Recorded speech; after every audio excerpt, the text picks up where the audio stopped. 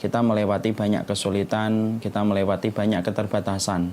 Banyak sekali pintu-pintu rezeki yang berubah, yang asalnya mungkin 10 pintu rezekinya berubah menjadi 5. Banyak sekali neraca ekonomi yang turun drastis dan banyak yang kehilangan pekerjaan. 5 bulan terakhir yang kita lewati memang masa berat, tapi beratnya ujian dan pandemi yang kita peroleh pada kehidupan kita selaku manusia, apabila kita renungkan, sejatinya tidak sebanding dengan nikmat yang Allah telah berikan pada kehidupan kita selama ini. Memang betul 5 bulan yang terakhir kita tidak bisa pergi kemana-mana. Tapi bukankah sebelum 5 bulan yang terakhir kita temui, kita melewati ratusan bulan, kita melewati puluhan purnama untuk pergi kemanapun kita mau tanpa ada rasa takut dan tanpa ada rasa khawatir. Memang betul 5 bulan yang terakhir mungkin pemasukan kita menurun drastis, rezeki kita juga menurun. Tapi sebelum 5 bulan yang terakhir yang Allah turunkan dengan pandemi, sebelum itu kita mendapatkan banyak sekali materi, banyak sekali finansial yang Allah alirkan pada kehidupan kita. Dulu banyak di antara kita tidak punya motor, sekarang punya motor. Dulunya kita tidak punya mobil, kita punya mobil. Walaupun 5 bulan ini turun drastis ekonomi kita dan mungkin pemasukan kita, tapi saya yakin bahwasanya nikmat yang sudah Allah berikan kepada kita jauh lebih banyak. Inilah yang menjadikan kita senantiasa menjaga kesyukuran kita kepada Allah Subhanahu wa taala. Orang yang beriman adalah mereka yang tidak pernah kehabisan alasan untuk selalu bersyukur kepada Allah dalam setiap kondisi. Terutama yang kita syukuri bukan hanya kenikmatan materi, bukan hanya kenikmatan papan, bukan hanya kenikmatan finansial. Tapi yang betul-betul kita syukuri adalah kenikmatan ketika kita diberikan kemudahan untuk beribadah kepada Allah. Kalau kenikmatan materi, finansial Allah berikan rata, mukmin dan kafir sama, karena tidak ada yang istimewa dalam kenikmatan duniawi, materi dan finansial. Itu semuanya rata, dibagikan oleh Allah tanpa Allah kecualikan antara orang beriman dan orang yang kafir. Tapi kenikmatan yang kedua yaitu kenikmatan ketika kita diberikan pertolongan pada ibadah kita dan ketaatan kita. Ini kenikmatan yang sifatnya limited edition. Ini kenikmatan yang sifatnya terbatas. Allah tidak berikan kepada setiap orang, tetapi Allah berikan kepada hamba yang Allah kehendaki pada kebaikan.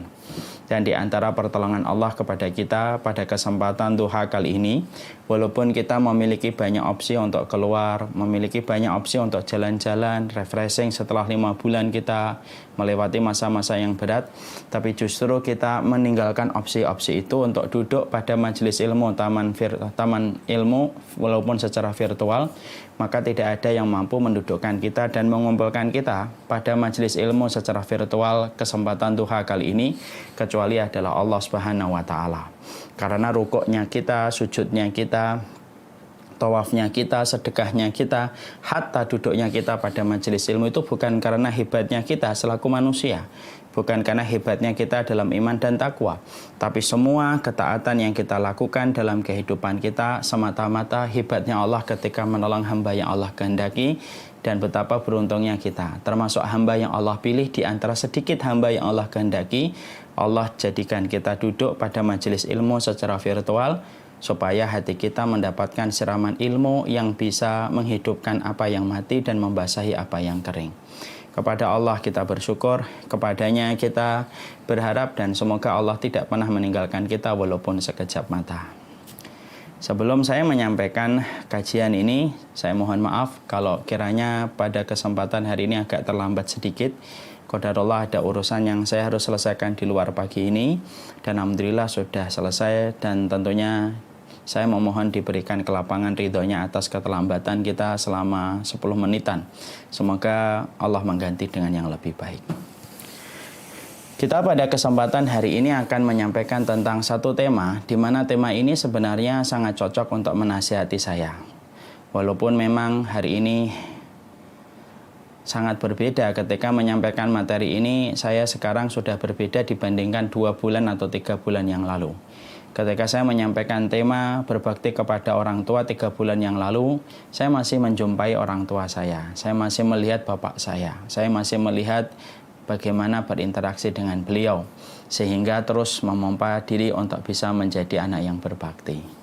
Tapi memang hari ini berbeda. Saya menyampaikan sebuah materi, sebuah nasihat yang sebenarnya saya tujukan untuk diri saya sendiri, walaupun hari ini saya sudah tidak memiliki ayah dan sudah tidak memiliki seorang ibu. Tapi nasihat itu tetap harus kita berikan untuk diri kita, dan tentunya semoga nasihat ini bisa bermanfaat bagi yang lainnya. Saya cuma ingin menyampaikan, sebelum menyampaikan materi yang panjang lebar nanti kita akan jelaskan, saya cuma ingin menyampaikan satu quote yang semoga bisa memberikan kepada kita sebuah perenungan. Dunia itu tidak pernah sama setelah kita memasukkan jasad ibu dan bapak kita ke perut bumi. Itulah yang saya rasakan dan itulah yang saya betul-betul dapatkan setelah saya menguburkan ibu saya, kemudian setelah itu menguburkan bapak saya. Makanya kesedihan ketika kita ditinggalkan ibu dan bapak kita itu tidak akan pernah sebanding dengan kesedihan-kesedihan kita yang lainnya. Mungkin kita pernah bersedih akan masuk ke sekolahan tidak diterima. Mungkin kita sedih ketika bisnis kita tidak sesuai dengan ekspektasi kita. Mungkin kita sedih ketika ingin mendapatkan barang tetapi justru barang itu urung kita dapatkan. Tapi semua kesedihan itu tidak akan pernah sebanding dengan kesedihan ketika seorang anak ditinggalkan kedua orang tuanya ketika dia telah menguburkan dan menaburkan tanah pada jasad ibu dan bapaknya di dalam perut bumi. Kesedihannya itu paling besar dalam kehidupan. Makanya Masya Allah, saya mencoba mencari kenapa sedihnya kita ditinggalkan orang tua merupakan salah satu kesedihan yang paling besar setelah kesedihan kita ditinggalkan Rasulullah SAW. Maka setidaknya saya mendapati beberapa penjelasan. Karena orang tua itu pintunya surga.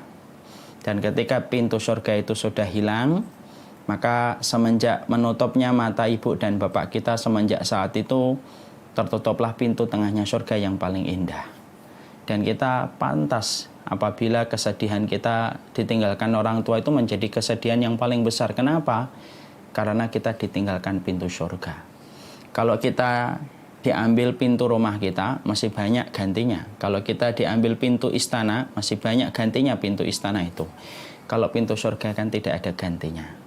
Makanya setiap anak apabila telah ditinggalkan oleh orang tuanya, maka sesungguhnya di dalam hatinya kayak ada lubang besar. Lubang itu tidak akan mampu digantikan penutupnya dengan apapun.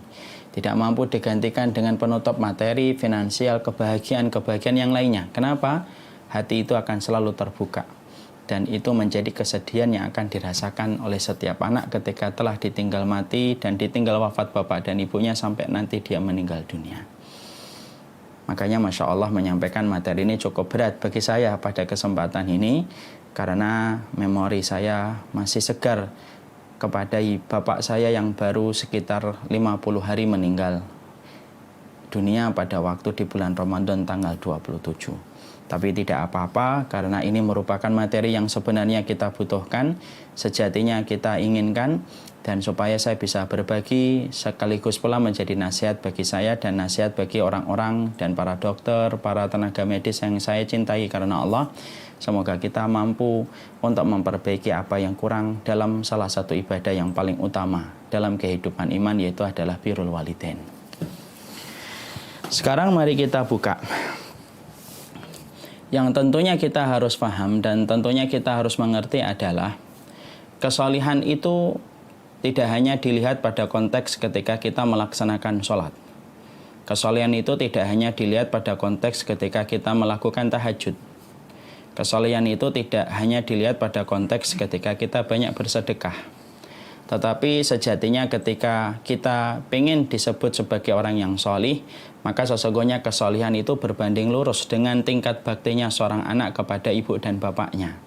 Karena ibunya telah memberikan air susu kepada kita selaku anaknya, dan bapak telah memberikan perasan keringat kepada kita sampai kita hari ini memiliki kehidupan sebagaimana yang kita inginkan. Itu bukan karena kehebatan kita dan bukan karena kemampuan kita. Tetapi sejatinya kita mendapatkan apa yang kita dapatkan hari ini itu adalah karena pengorbanan dari seorang ibu serta pengorbanan seorang ayah ketika terus memberikan yang terbaik kepada putra dan putri yang mereka miliki.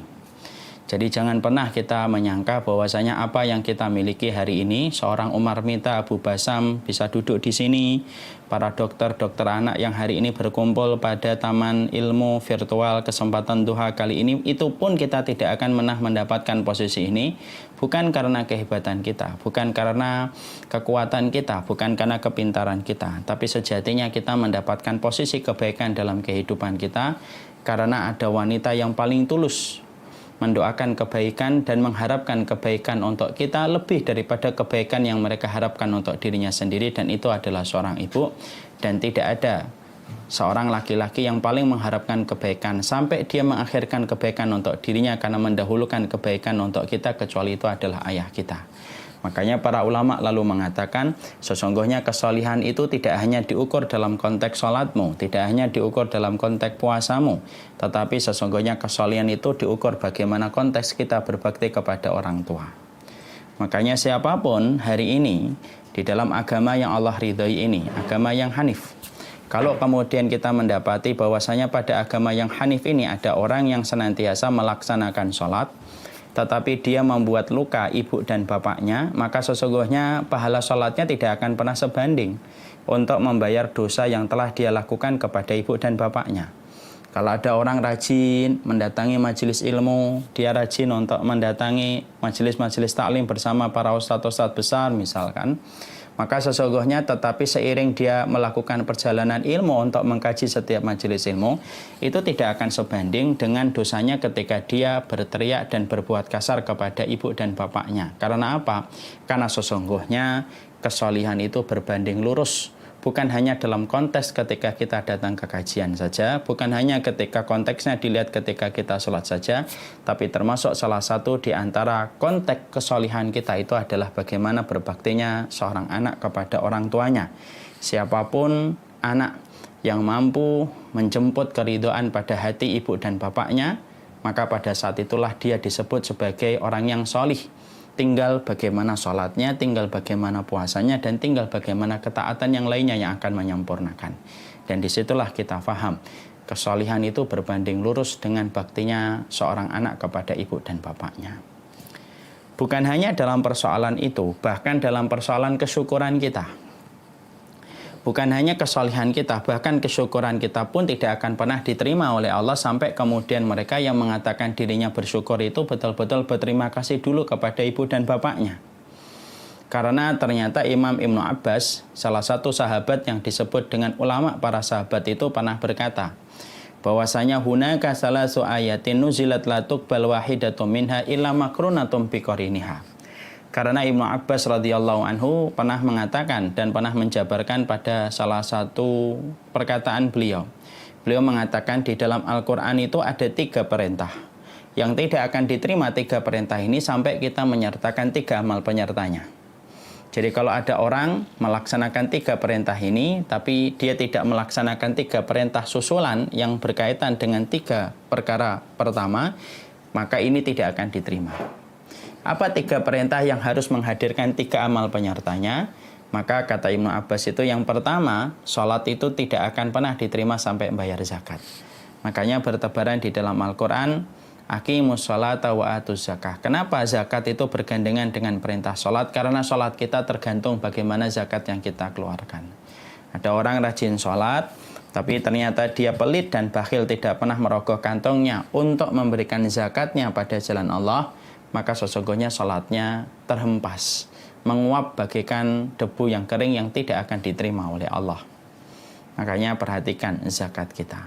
Yang kedua, taat kepada Allah tidak akan diterima sampai taat kita kepada Rasul. Ya, taat kita kepada Allah tidak akan diterima sampai kita taat kepada Rasul. Makanya di dalam Al-Quran bertebaran ayatnya, atiullah wa atiur Rasul. Taatlah kamu kepada Allah dan taatlah kamu kepada Rasul. Ada orang mengaku beriman kepada Allah tapi tidak mengikuti Rasul, imannya tidak akan diterima oleh Allah. Maaf ya, orang Nasara, orang Yahudi kalau ditanya siapa Tuhan bagi mereka, mereka pasti mengatakan Allah. Walaupun spellnya kadang mengatakan Allah, tapi sebenarnya itu Allah. Tapi kenapa iman mereka tidak diterima? Kenapa Nasara, kenapa Yahudi iman mereka tidak diterima? Simple, karena iman mereka tidak mau untuk memiliki konsekuensi mengikuti Rasulullah. Orang yang tidak mau mengikuti Rasulullah menjadikan iman dia kepada Allah itu mentah dan Allah tidak ada hajat menerima imannya. Yang ketiga, syukur kita kepada Allah itu tidak akan diterima sampai syukur kita kepada orang tua. Makanya di dalam surat Luqman ayat yang ke-14 Allah berfirman, Anishkurli wali walidayka ilayyal masir. Allah ketika mengatakan kepada setiap manusia, setiap hamba yang beriman pada ayat ini, Allah mengatakan, Anishkurli wali walidayka ilayyal masir. Bersyukurlah kamu kepadaku dan kepada orang tuamu. Kenapa Allah menggandengkan syukur yang dinisbatkan kepadanya, lalu digandengkan dengan syukur kepada orang tua, yang sejatinya kita semuanya akan kembali kepada Allah? Disitulah Ibnu Abbas itu berkata, karena syukurnya manusia itu tidak akan diterima oleh Allah sampai dia berterima kasih dulu kepada ibu dan bapaknya. Makanya kalau ada orang mengatakan dirinya bahwasanya dia sudah bersyukur kepada Allah, dia ikut ngaji, kalau ditanya motivasinya apa ketika ngaji, maka dia bilang bahwasanya saya motivasinya ngaji karena saya ingin bersyukur kepada Allah. Dia bersedekah untuk motivasi bersyukur sama Allah. Tapi seiring dia ngaji, seiring dia sholat, di situ dia membuat air mata ibunya menetes, di situ dia membuat air mata ayahnya itu menetes, sampai mereka berdua jatuh dalam kesedihan. Masya Allah, syukurnya kita itu tidak akan pernah dibuka pintu langit. Malaikat Raqib tidak akan pernah mencatat syukurnya seorang manusia ketika dia tidak berterima kasih kepada ibu dan bapaknya. Karena hakikat dan sejatinya syukurnya manusia itu tergantung bagaimana dia berterima kasih kepada yang memberikan air susu dan memberikan keringatnya pada kehidupan dia selaku manusia, dan itu adalah orang tua. Itulah kedudukan besar orang tua. Kayak maaf ya, kadang-kadang suka bingung saya, mungkin perenungan saya. Kadang-kadang ada seorang ikhwan, ada seorang akhwat gitu. Dia rela pergi ke tempat yang jauh, ke Tangerang, dia datang ke Bekasi, dia datang. Ketika mereka mendengar nama ustadz-ustadz yang mereka ingin dapatkan ilmunya, mereka datang. Walaupun menempuh perjalanan yang jauh, dan itu mulia. Tapi seiring dia pergi ke tempat-tempat yang jauh itu, ternyata di dalam rumah dia membentak ibunya, mungkin dia kasar kepada bapaknya sebelum dia berangkat taklim. Padahal ketika berangkat taklim dia mengatakan ini adalah identitas penduduk surga ketika penduduk surga sibuk dalam ilmu dan taklim. Tapi seiring dengan itu sebelum pergi dia membuat luka ibu dan bapaknya. Masya Allah. Terkadang kita disibukkan oleh setan dalam perkara kecil tetapi luput dari perkara besar. Dan perkara besar itu adalah baktinya seorang anak kepada orang tua. Makanya inilah yang menjadikan akhirnya kita mengetahui sesungguhnya kedudukan orang tua pada kehidupan kita selaku seorang anak itu begitu sangat besar. Bukan hanya karena air ketuban mereka yang pecah ketika melahirkan kita. Bukan karena mereka kesakitan ketika kita gigit air susunya ibu kita ketika waktu kecil. Bukan karena orang tua kita yang rela tidak membeli barang yang dia suka dan dia mau karena mendahulukan apa yang kita butuhkan ketika dulu kita sekolah. Maka sesungguhnya kedudukan orang tua itu luar biasa besar. Makanya sampai-sampai di dalam agama kita, karena tidak ada zat yang paling tahu bagaimana pengorbanan seorang ayah dan pengorbanan seorang ibu pada kehidupan seorang anak, tidak ada yang memberikan legitimasi ke posisi yang besar kepada orang tua kecuali Allah.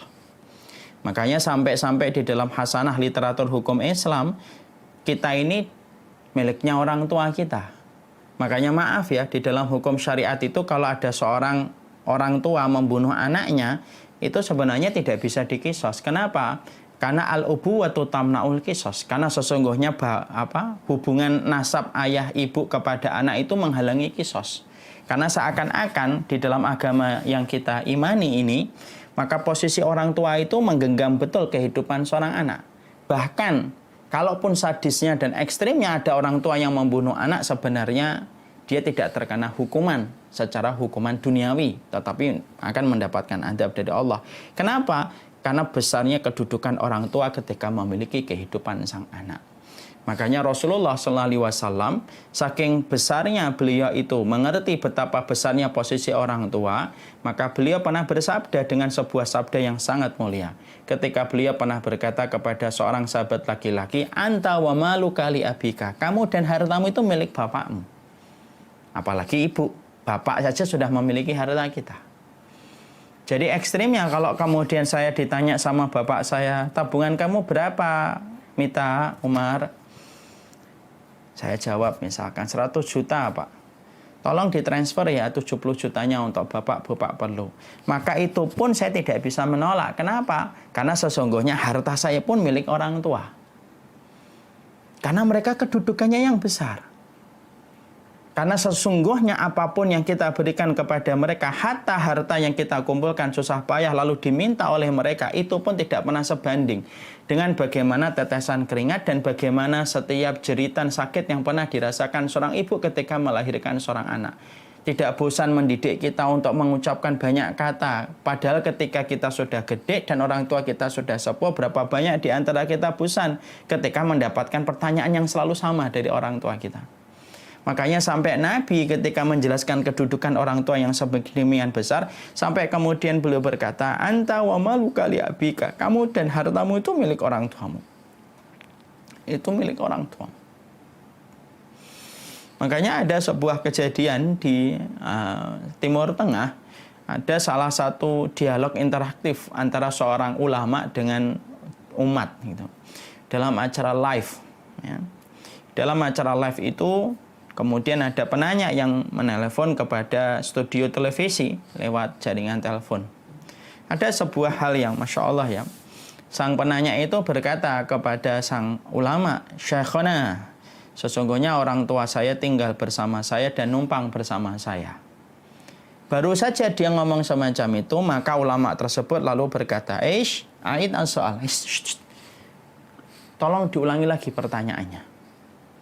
Lalu penanya di ujung telepon itu berkata, ada orang tua itu numpang hidupnya sama saya, Syekh. Kemudian Syekhnya berkata kembali, sebelum sang penanya melanjutkan pertanyaan, aita soal, karera soal.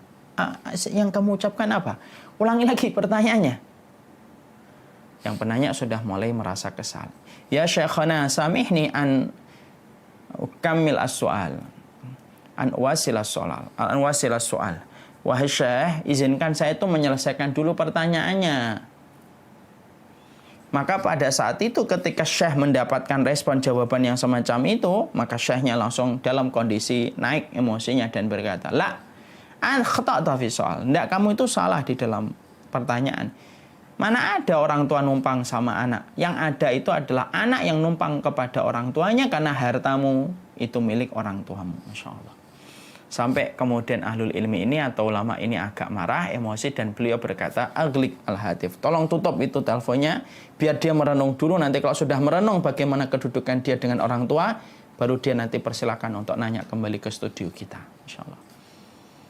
Jadi itulah makanya kedudukan besar, kedudukan dalam kehidupan agama itu, yaitu adalah bagaimana terletak kepada orang tua. Makanya sampai-sampai akhirnya kita menjumpai kebaikan-kebaikan besar itu tergantung bagaimana muamalah dan interaksi seorang manusia itu kepada orang tuanya. Makanya kalau ada orang kok tiba-tiba pengen merapikan kualitas hidupnya, kualitas hidup itu dirapikan sebanding dan berbanding lurus dengan merapikan hubungan kita dulu dengan kedua orang tua. Selain kita merapikan sholat kita, merapikan puasa sunnah kita, merapikan sedekah kita, maka yang penting yang kita harus rapikan itu adalah bagaimana kehidupan kita bersama orang tua. Jangan sampai orang ketika mereka hijrah merapikan kehidupan sunnahnya. Mereka yang dulu tidak tahajud, akhirnya tahajud.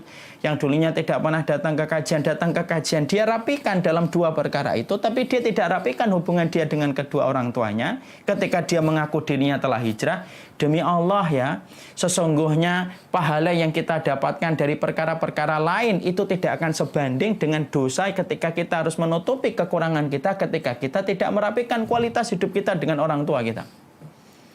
Maaf ya, hatta kalaupun kita berjihad sekalipun, sampai kita terbunuh di dalam dunia jihad, tetapi di dalam jihad yang kita lakukan sampai meneteskan darah, melewati ketakutan, kecemasan sebelum kita meninggal di dunia jihad di dalam peperangan untuk membela kalimat Allah, kalau itu dilakukan seiring dengan kita durhaka kepada orang tua, itu pun tidak bisa masuk surga secara langsung. Kenapa?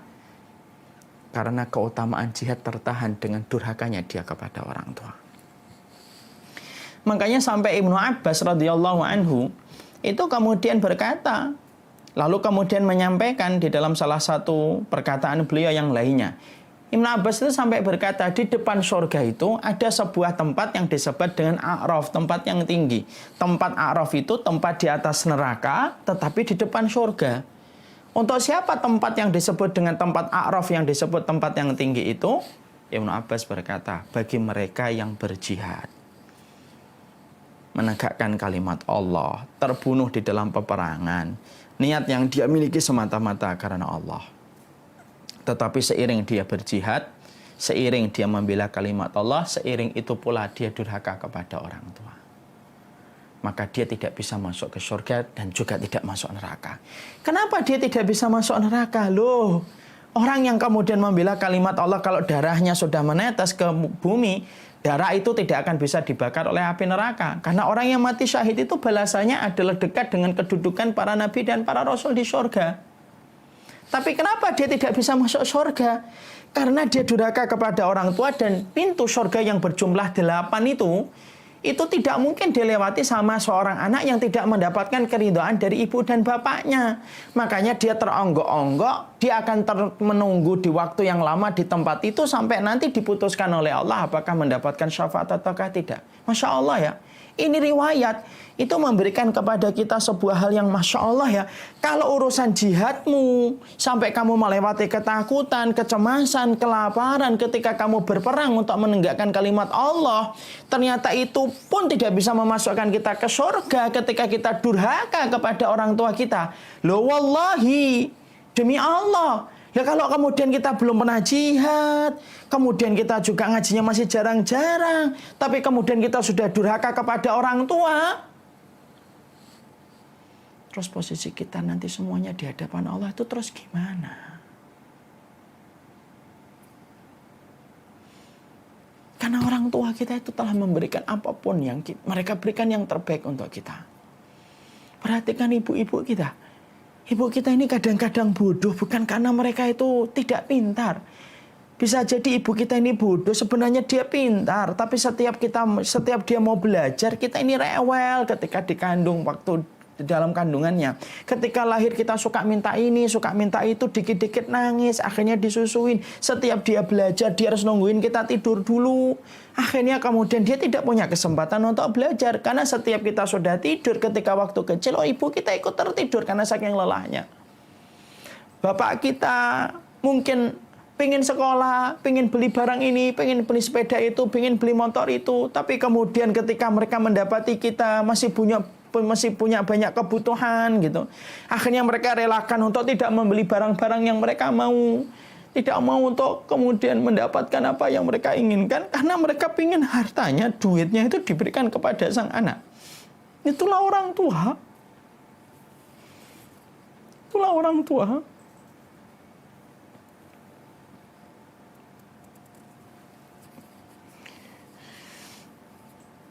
Makanya itu sangat bergantung betul dalam kehidupan akhirat kita. Makanya kalau sampai orang yang berjihad saja, ternyata kalau dia durhaka kepada ibu dan bapaknya, amalan jihadnya itu tidak bisa memasukkan dia ke surga secara langsung dan otomatis. Loh, apalagi kita yang belum pernah ngapa-ngapain di dalam dunia jihad. Kita baru ikut taklim, kita baru kemudian mungkin rajin datang ke masjid.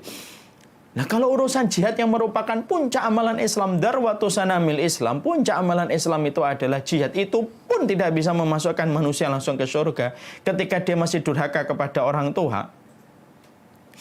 Apalagi ketika kita belum sampai pada tahapan puncak amalan tersebut dalam kehidupan kita beribadah kepada Allah. Makanya inilah yang menjadikan akhirnya kita memahami betul. Kedudukan orang tua tidak bisa dipandang sebelah mata. Kedudukan orang tua besar. Orang Barat, orang-orang Eropa hari ini sudah hilang kultur mereka, hormat mereka sama orang tua mereka.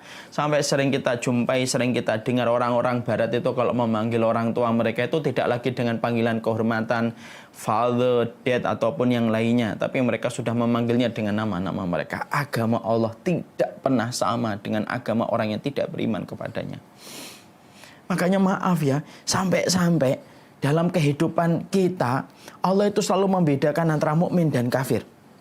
Coba ibu bapak dan ibu dokter gitu perhatikan, Allah itu selalu bedakan gitu antara mukmin dan kafir itu.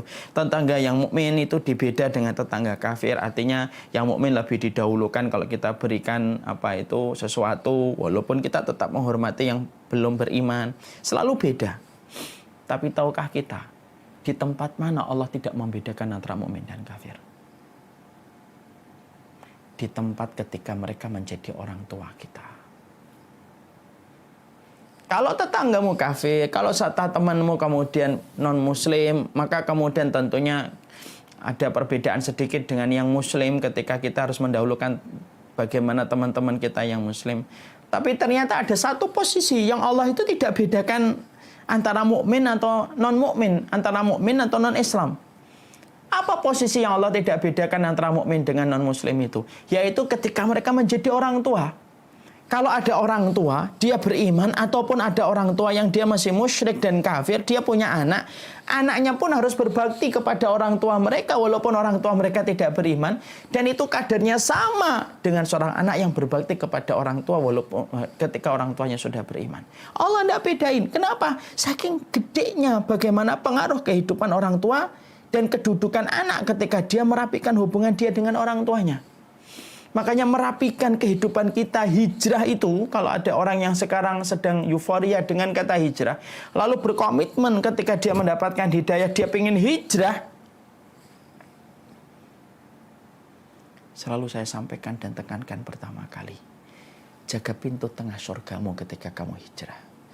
Yang lain pelan-pelan. Tapi untuk pintu tengahnya surga tidak boleh pelan-pelan, kecuali kamu harus berusaha semaksimal mungkin. Ya. Makanya inilah yang menjadikan akhirnya kita mengetahui ini. Makanya ketika kita merapikan kualitas pada kehidupan kita, rapinya kualitas kehidupan kita itu tergantung bagaimana baktinya seorang anak kepada orang tuanya. Bahkan maaf loh, bukan hanya dalam masalah berbanding dengan kesolihan kita dan kesyukuran kita, bahkan berbaktinya kepada orang tua itu sangat tergantung bagaimana proses kemudahan kita di dalam kehidupan itu, salah satunya tergantung bagaimana interaksi kita dengan orang tua kita. Makanya sampai Rasulullah SAW itu mengabarkan kepada kita, kebaikan yang dibalas oleh Allah 2 kali, itu adalah kebaikan kita kepada orang tua, dibalas di dunia dan dibalas lagi di akhirat. Sebagaimana kejahatan yang dibalas 2 kali itu adalah kejahatan kita kepada orang tua. Kita ini kalau sholat, bisa jadi balasannya bukan di dunia, Bapak dan Ibu dokter. Bisa jadi balasannya nanti ada yang di surga. Mungkin di dunianya banyak ujiannya, tapi balasan sholatnya kapan? Nanti ketika di surga. Mungkin kita haji dan umrah, mungkin ada yang dibalas di dunia, tapi ada yang balas di akhirat. Tapi khusus untuk satu amal, kata Rasulullah SAW dalam riwayat Muslim, khusus untuk satu amal, Allah itu akan membalasnya 2 kali. Apa amal yang Allah itu membalasnya sampai 2 kali? Yaitu adalah amal kita ketika kita berbuat baik kepada orang tua kita. Dibalas di dunia, dibalas lagi di akhirat. Makanya sampai kemudian saya pernah membaca sebuah tulisan, kisah nyata ini, walaupun datang dari satu komunitas ya, saya tidak tahu beriman atau tidak, tapi patut untuk menjadi renungan.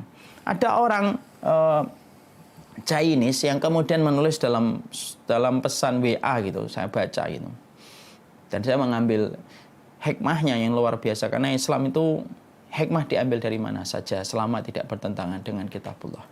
Dia berkata, saya itu lihat gitu, teman saya itu saya bagi menjadi 2, kata penulis dalam pesan WA-nya. Saya bagi teman saya dan circle teman saya itu jadi 2. Ada teman saya yang sukses, ada teman saya yang tidak sukses. Sukses itu ukurannya tidak selalu materi, kata dia. Ketenangan dalam rumah tangganya, kerukunan dengan anak-anaknya. Itu saya katakan itu kategori sukses. Kadang-kadang yang tidak sukses itu apa? Terlibat judi, terlibat perempuan, musuhan sama anak, anaknya kena narkoba, itu tidak sukses. Lalu penulis ini berkata, saya datangin itu teman-teman yang menurut saya itu sukses dalam kehidupan pandangan saya secara subjektif. Saya datangin teman-teman yang menurut saya sukses. Saya cari benang merahnya mereka. Ternyata saya menemukan benang merah mereka itu satu. Mereka memuliakan ibunya dan bapaknya dan memperlakukan ibu dan bapaknya kayak raja. Hidup mereka kualitasnya kayak raja. Lalu saya kemudian pindah. Saya datangi teman-teman yang menurut saya kurang sukses. Kadang-kadang dia sukses bisnisnya, tapi anaknya masuk penjara karena narkoba, jadi bandar. Ada yang kena judi, ada yang kena perempuan, ada yang bertengkar, bla bla bla. Saya cari mereka, saya datangi mereka satu persatu. Saya cari benang merahnya, kenapa masalah mereka semacam itu. Dan ternyata saya mendapati benang merahnya itu adalah ternyata mereka memperlakukan orang tuanya kayak pembantu, sampai kualitas hidup mereka pun kayak pembantu. Masya Allah ya. Walaupun tulisan ini ditulis sama orang yang mungkin tidak mengenal iman, tapi tulisan ini hikmahnya besar yang tidak bertabrakan dengan kitabullah dan sunnah. Makanya kemudian kita dapatkan apa yang pernah disampaikan oleh Rasulullah SAW. Kebaikan yang Allah segerakan 2 kali kebaikan kamu kepada orang tua. Jadi kalau ada dokter manapun, ada seorang ustadz manapun, ketika dia berbakti betul kepada ibu dan bapaknya, maka Allah akan membalasnya. Di dunia Allah akan balas, di akhiratnya pun akan Allah balas. Sebagaimana ketika ada anak yang dia durhaka kepada orang tua, maka Rasulullah mengatakan babani maftuhani muajjalani uqubatuhuma fid dunya wal akhirah. Ada 2 dosa yang Allah hukum di dunia sebelum Allah hukum nanti kembali di akhirat. Apa 2 perkara yang Allah hukum di dunia dan Allah hukum kembali di akhirat? Rasulullah SAW menjawab dan berkata, al-baghyu wal uquq, dolimnya kamu kepada manusia dan durhakamu kepada orang tua. Makanya sampai akhirnya kita dapati kan, pernah nggak kita jumpai? Kadang-kadang kita lihat ada teman kita pintar, komunikasinya baik, circle-nya juga baik, link-nya juga baik. Tapi ternyata standar hidupnya cuma di sini, yang harusnya pencapaiannya di sini. Dan kalau kita telusuri, kenapa? Dengan kualitas keistimewaan dan kelebihan yang dia miliki, standarnya cuma di sini yang dia dapatkan, harusnya dia lebih daripada standar yang dia dapatkan hari ini, kita pasti dapati. Biasanya itu karena dia tidak rapi hubungannya dengan orang tua. Siapapun yang tidak merapikan kualitas hidupnya dengan orang tua, Allah tidak ada hajat untuk merapikan kualitas hidupnya di dunia dan di akhirat. Ya.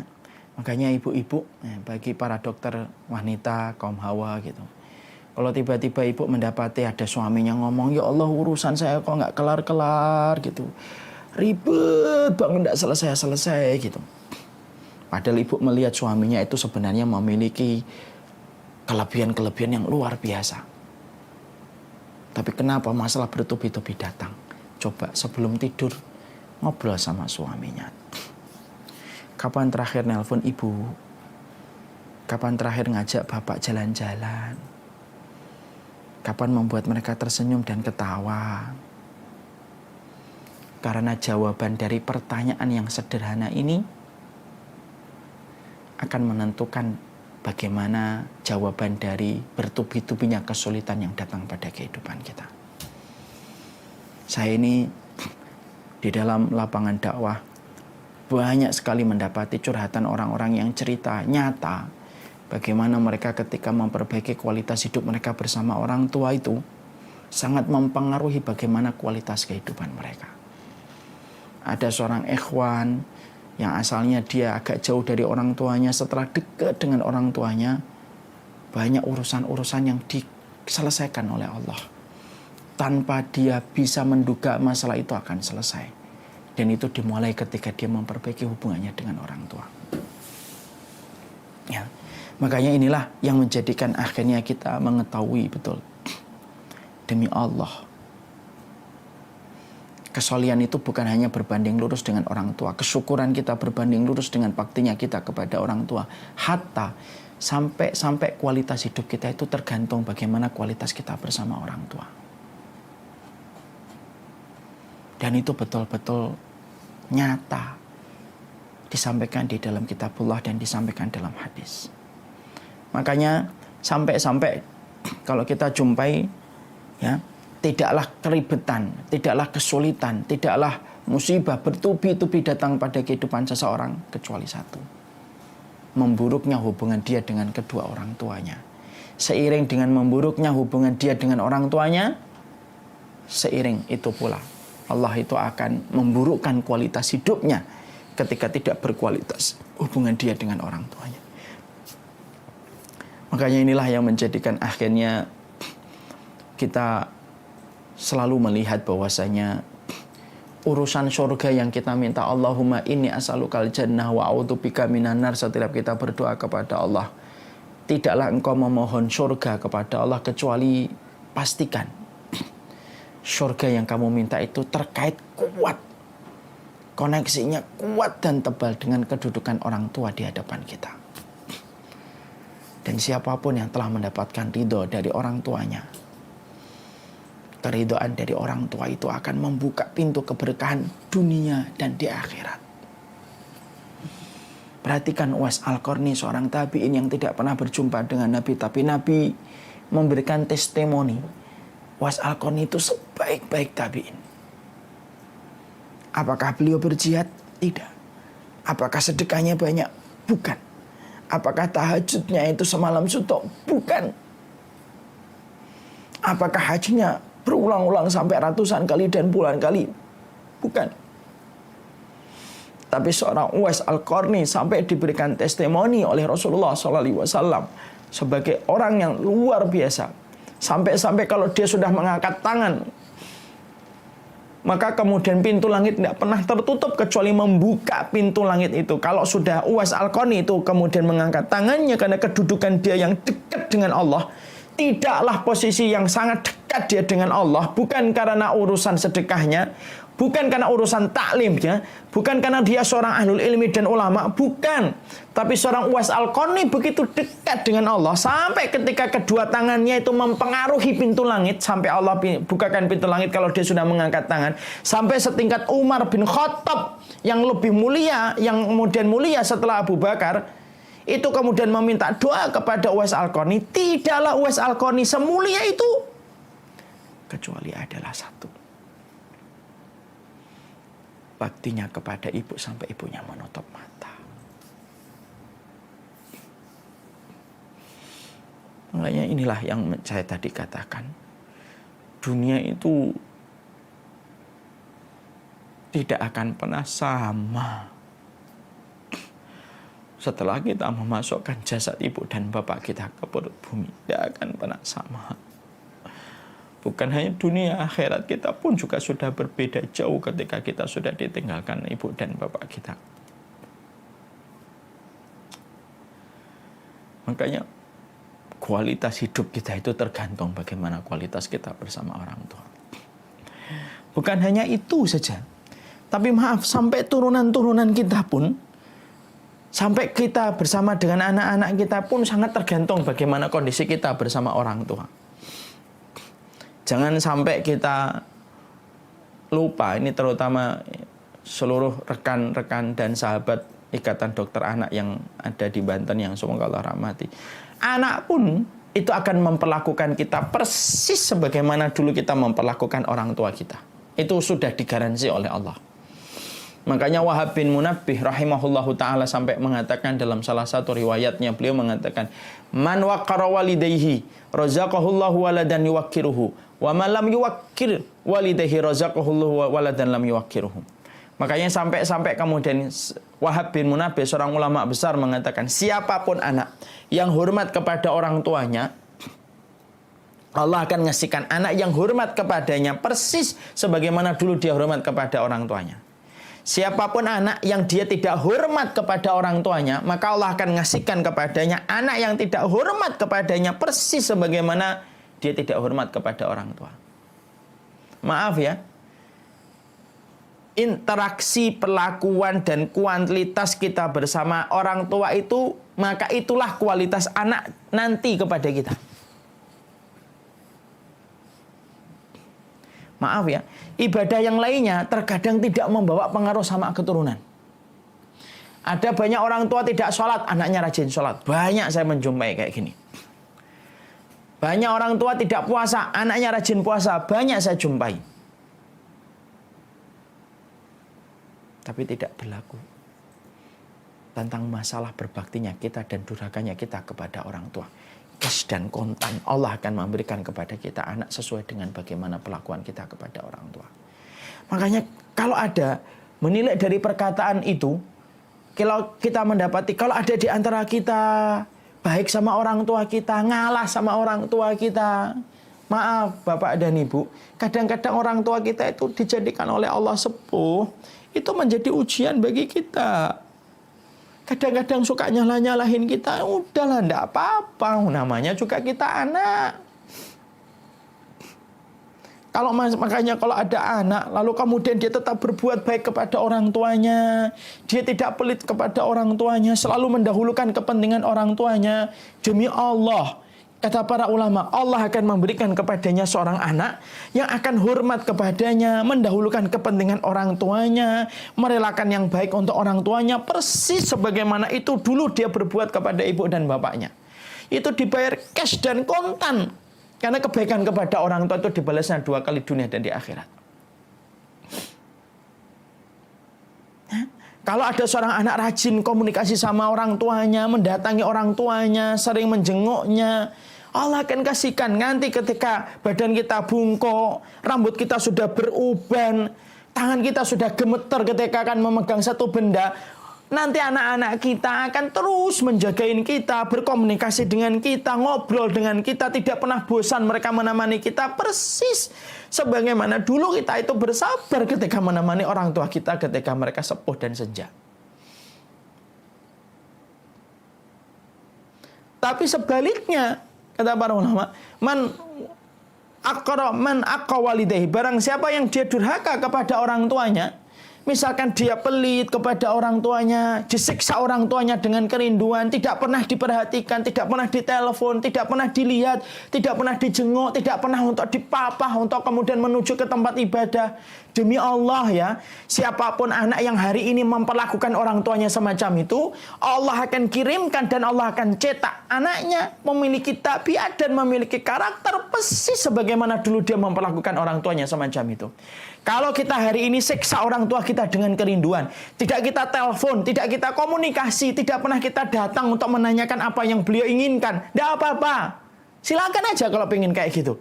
Tapi jangan kaget, kalau pada satu waktu kemudian Allah akan kirimkan anak kepada kita, yang dia tidak pernah nelpon kita, menyiksa kita dengan kerinduan ketika tidak pernah berkomunikasi dengan kita, membiarkan kita dan lain sebagainya, persis gitu. Cash dan kontan, persis sebagaimana dulu perlakuan kita kepada orang tua kita.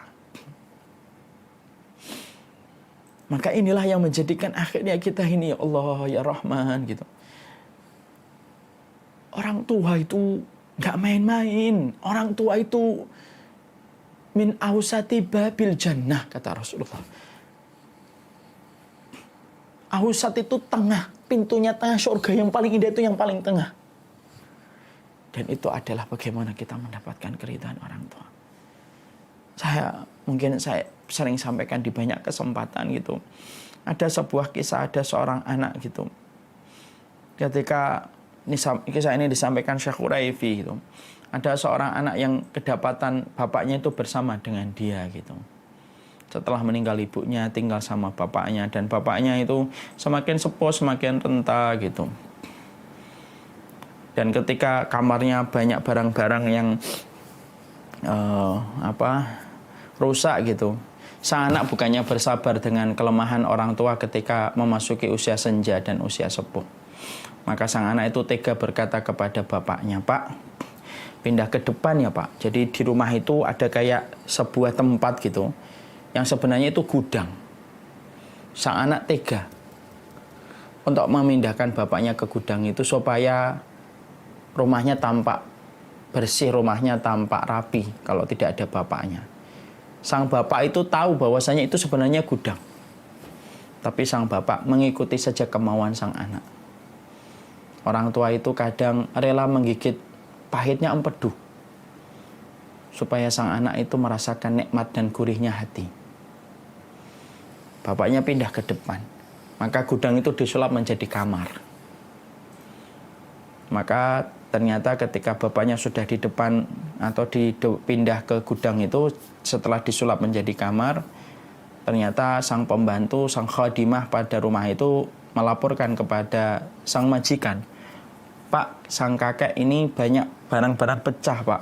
Mana dia kalau jalan tidak dilihat gitu, karena penglihatannya semakin kabur gitu." Maka sang majikan itu bukannya dia bersabar hanya kehilangan piring dan kehilangan gelas yang sejatinya harganya tidak seberapa. Tapi justru dia tega berkata kepada pembantunya, ya sudah nanti ganti aja dengan gelas plastik. Dan ketika saat itu diganti dengan gelas plastik, piring plastik, supaya tidak banyak kerugiannya. Anak yang penuh perhitungan, tapi salah tempat ketika penuh perhitungan itu sama orang tua.